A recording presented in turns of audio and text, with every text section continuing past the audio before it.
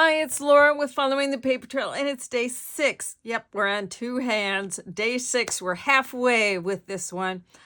And with this one, I'm doing a little bit of retro again in terms of materials I'm using, not necessarily that I'm repeating a project that I've done in the past, but one of the most popular projects I have ever done is my paper bag albums.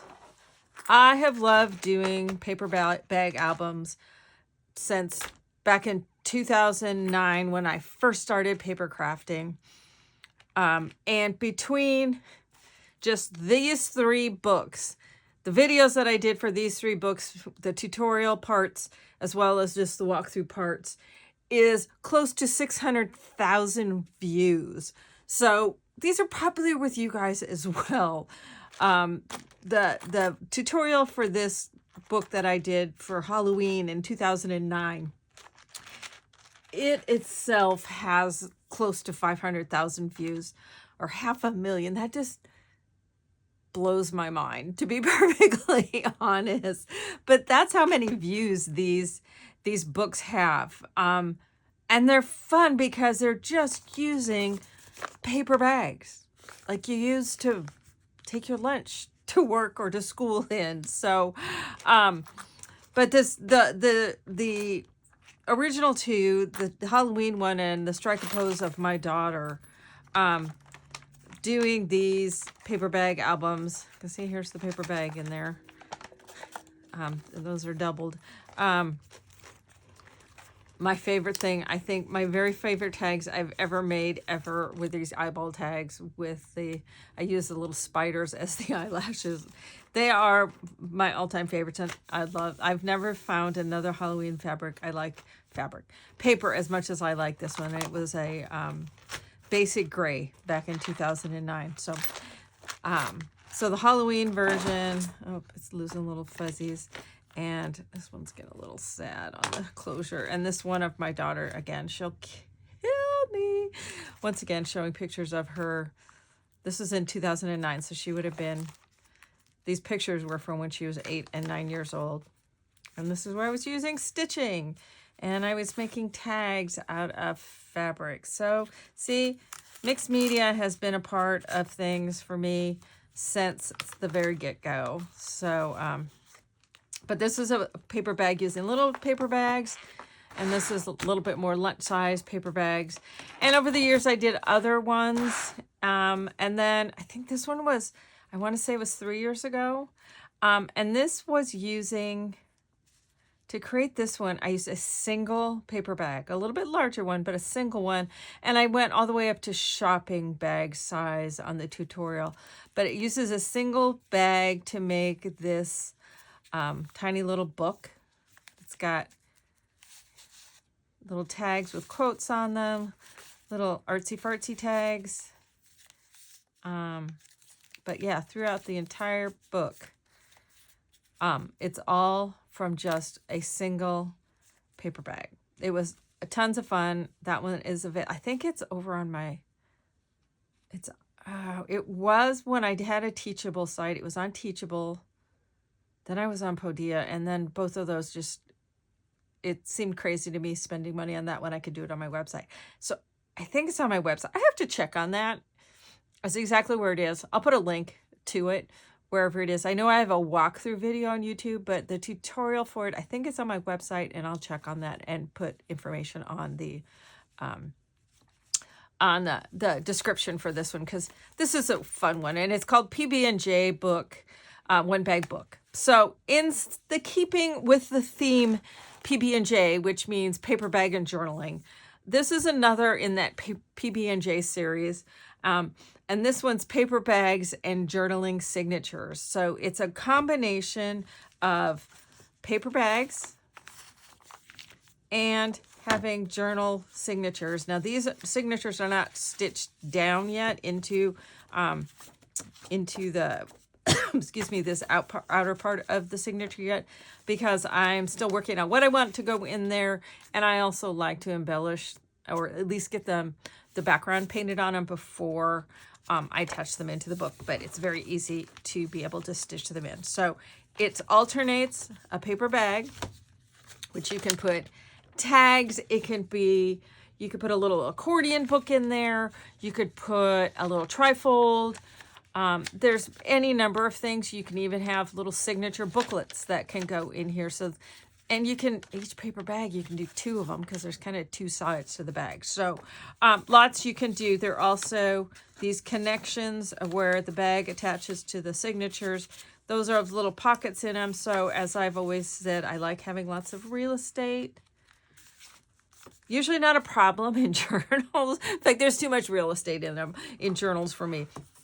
But, so you can put anything you want into the signatures, but it alternates, as you can see, brown, white, brown, white, brown, white. So there's 4 paper bags and 3 signatures. Now, on this one then, I used, these are just those little canvas boards. And then I covered the backside with some printed paper on them. But this is a watercolor, so I can watercolor on this. I can cover it. I can paint it. I can do whatever I want on it. So you don't always have to use a vintage book cover, though I love using those. But or you can do a chipboard. But this is a cheater way of doing it. Is you can just get these at any of the big box stores. These come in a pack. Usually you have 3 to 5 of them, whatever size they have. But you find the size that's closest to what you need, so that if you don't want to use a book cover, you don't have to. They're assembled again so that it breathes. Remember, I showed this on one of the previous ones. I just like that breathing room in there, so there's expansion space in there. So let's go ahead and I will show you just how, let me get these guys all out of the way, how this all goes together.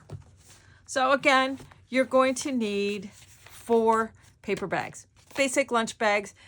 You can choose the size. These are some of the ones from Michael's, and I think Michael still has them in the craft. They don't have quite the variety that they used to have. But back in the 2009, I kind of started a trend of using the Michael's bags, and they also have some at the other big box stores and stuff.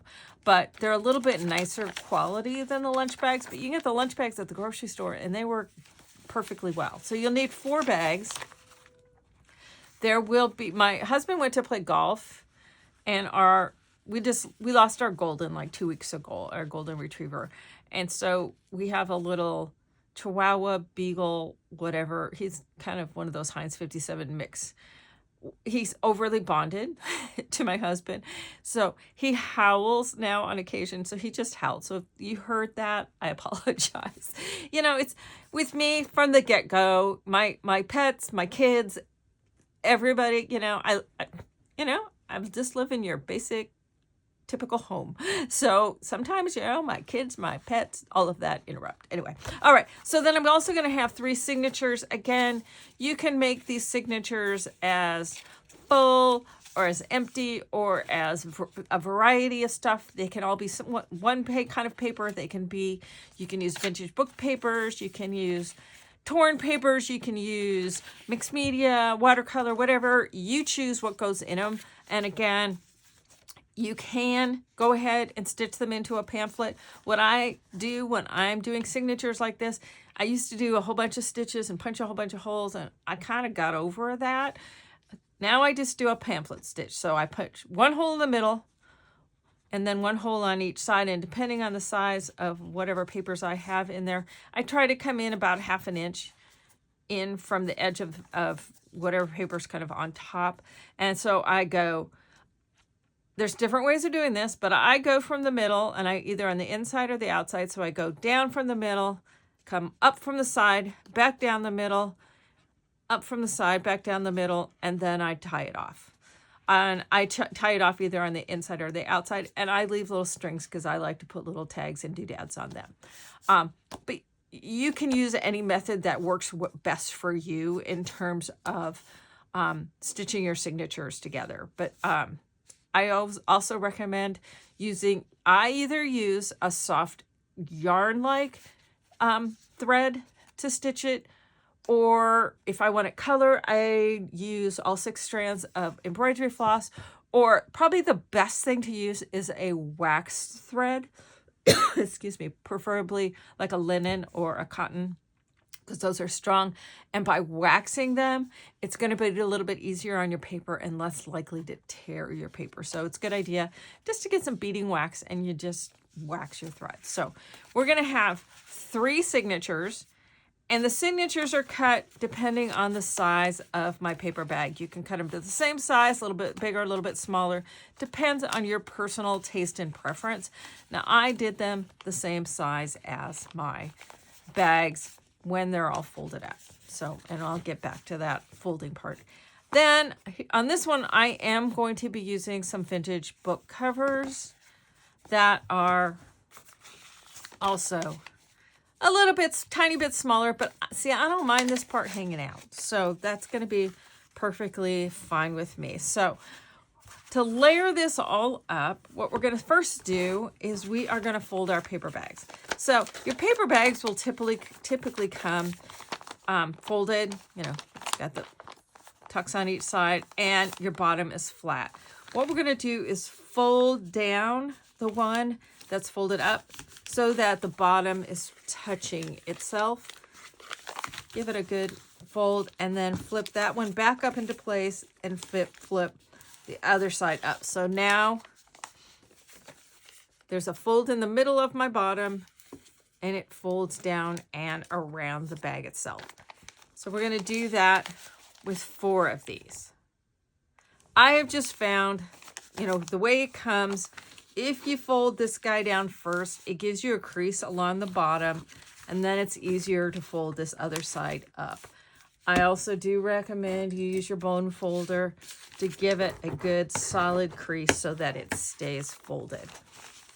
Now, what these little flapperdoodle guys are going to do is they are going to attach, the very first one's going to attach to the inside of my cover. So it'll attach here, and then it'll alternate. So paper bag, then it'll go to one of my signatures, paper bag, signature, paper bag, signature, and then paper bag, and then my back cover. And again, my signatures are not tied, but I can tie them after I assemble this book. Now, I'm not going to physically assemble this while I'm on video right now because I want to do some stuff to my signatures and to my paper bags before I start putting it all together. And this is going to be one of those books. I'm going to have probably about a half a dozen books by the time we're done with this 12 days that I'm going to continue to work on through 2025 to complete them. And I am making a commitment to try to get all 6 of those 100% complete before the end of 2025.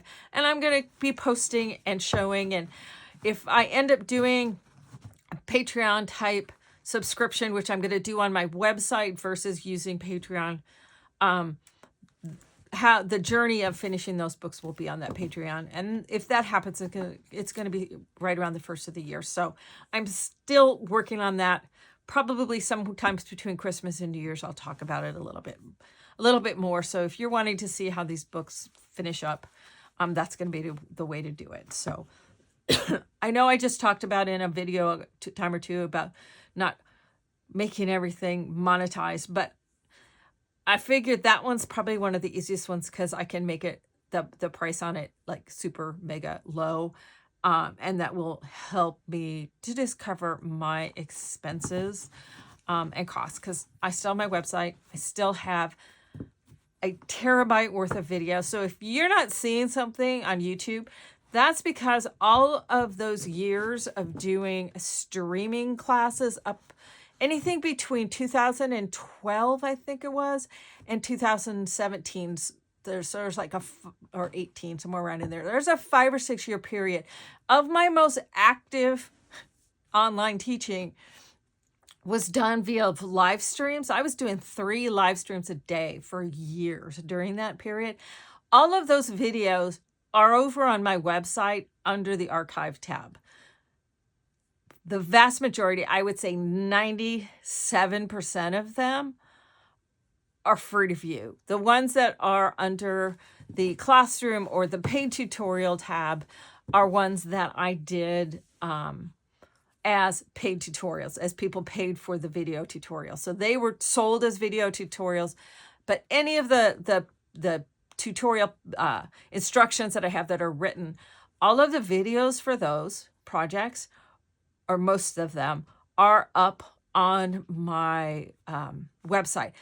I have like 1 year's worth, and I don't remember which year it was, that the videos were posted in my calendar back then, so they're not on that archives page, and I need to figure out which ones exactly those are and get those up on that archives page.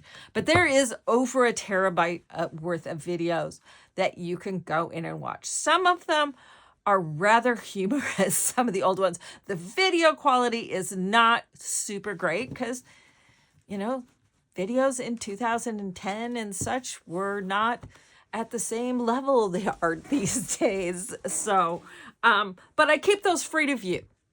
Everybody else I know who is doing stuff at that same time all charges you to watch those old videos. I still have mine, but it does cost me a few $100 a year to have those available for people to view. So, so if you want to support me by potentially doing a Patreon or ordering some digital papers or ordering some of the old tutorials, I greatly appreciate it because it does help in all of that. So anyway, off of that little selling soapbox after my big statement the other day, but I do keep at a minimum. You know, I had some really amazing years where I was pulling in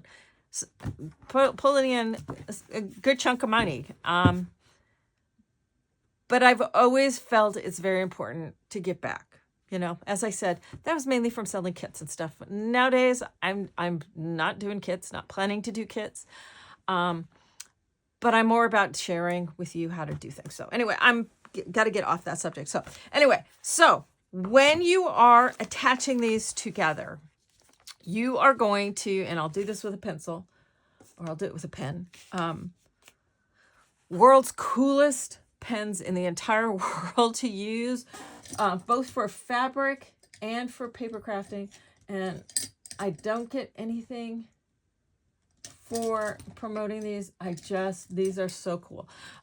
So this is part of a collection of them that comes in bolted colors, and then you can also get them just black and white. These are the Friction, Frixion, friction ball erasable pens. And they are awesome and cool. Because let me show you this real quick. I use them on both fabric and on paper because I can draw on it. And it's like, oh yeah, that's all cool. You can erase it, which is all fine and great and everything and good. But see how that's on there? The other thing, how you can erase it, heat it up. Boom, it's gone.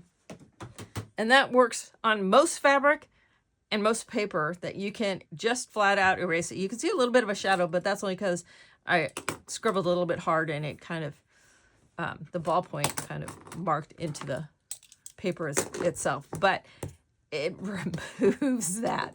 So it's magic. It's magic. So when I am putting my glue, my line of glue, I'm going to put it on in a U shape, so this can be a pocket. If you don't want it to be a pocket, you can just put glue on this section.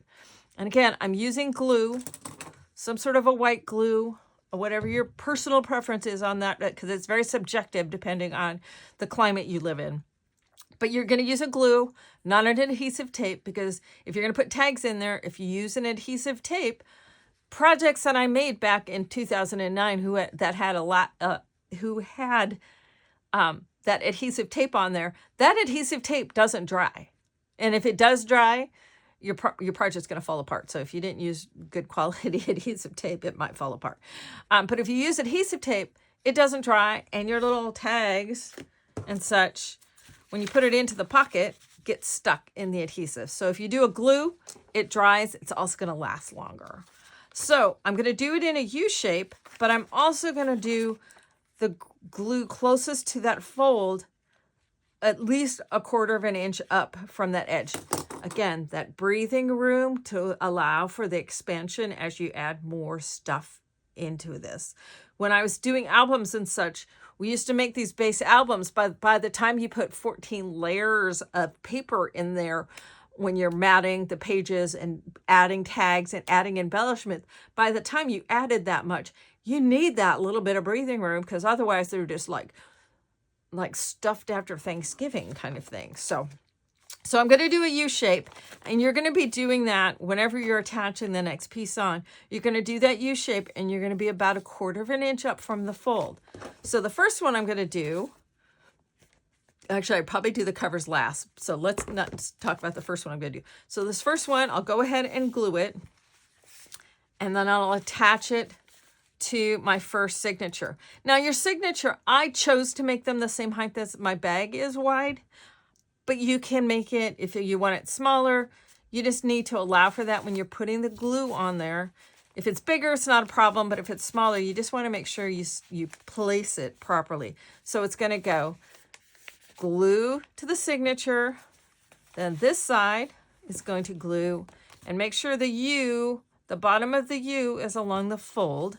So then that one's going to layer on there, and then a signature, and then a bag, and then the signature, and then the last bag. Now this last one will attach to my back cover, and this front one to my front cover.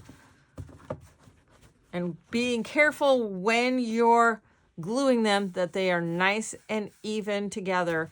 I recommend, as you're attaching each of them, I was meant to do the cover there, is when I attach the first bag to this guy, stand them up so that these stay nice and even. When you attach the next one, attach it and then stand them up, making sure everything's nice and even, and so on and so forth, making sure this stays nice and even. And it'll have that, like I show on this one, it's got that breathing room in there to be able to expand. Now, just like I have done on some of these paper bag books, this is a piece of canvas that I did on the cover. It's not attached to the bags, but it helps cover over. But you want to make sure, if you're going to do something like that, is don't constrict the bottom of the bags too much. Allow it to have that breathing room in there. But once your covers are on, then you can embellish your covers. But you could put a cover over this spine with some fabric. But again, allow it to expand. You might want to wait until you have the book all filled up before you do that. You can also make it to where it's something that maybe it's ribbon that ties. So again, it allows that to expand. And then you can just have a blast, put stuff in the pockets, add as much or as little as you want to those signatures. And oops, my light just went out. Guess it's telling me I'm time to be finished. Anyway, so that is the Paper Bags and Journal Signature book as part of the PB&J paper bag series. So anyway, super fast, super easy, has a lot of space, and I think you'll really enjoy making one. So anyway, have a blast, and I can't wait to see what you do with this. Thanks a bunch.